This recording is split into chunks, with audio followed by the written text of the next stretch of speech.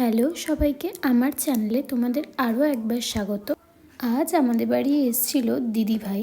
দিদিভাইয়ের আসার কথা ছিল সকালের দিকে, কিন্তু অনেকটা লেটেই এসেছিল, প্রায় দুপুর হয়ে গেছিলো। তোমরা তো আগের ভিডিওগুলো তো দেখেছো, আমাদের ছাদে অনেক ফুল গাছ আছে, তাই জন্য দিদিভাইকে নিয়ে গেছিলাম সেই ফুল গাছগুলো দেখাতে।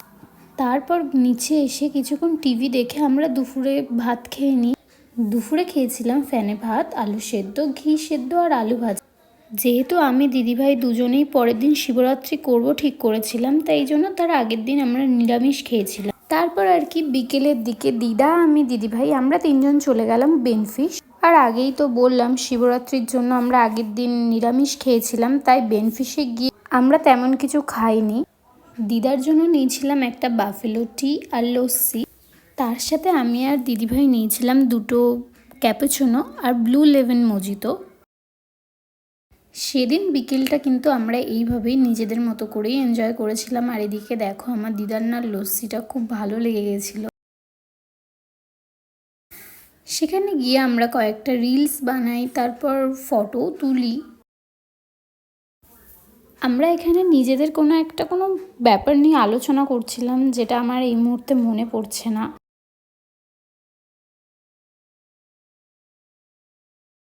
যেহেতু আমার ঠান্ডার ধাত, গলাটাও ব্যথা ব্যথা করছিল, তাই আমি জুসটা কিন্তু অনেকক্ষণ বাদে বাদে রেখে রেখে খাচ্ছিলাম, কারণ এর মধ্যে তো আইস দেওয়া ছিল আর আমার গলাটাও খুবই ব্যথা করছিল।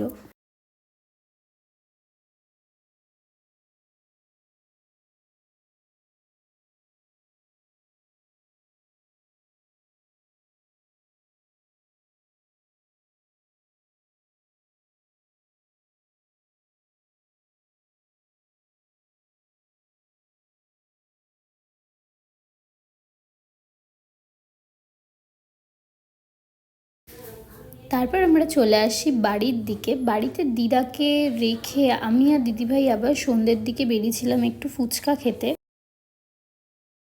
ফুচকা খাওয়ার আগে আমরা দুজন এদিকে একটু ঘুরছিলাম আর কি।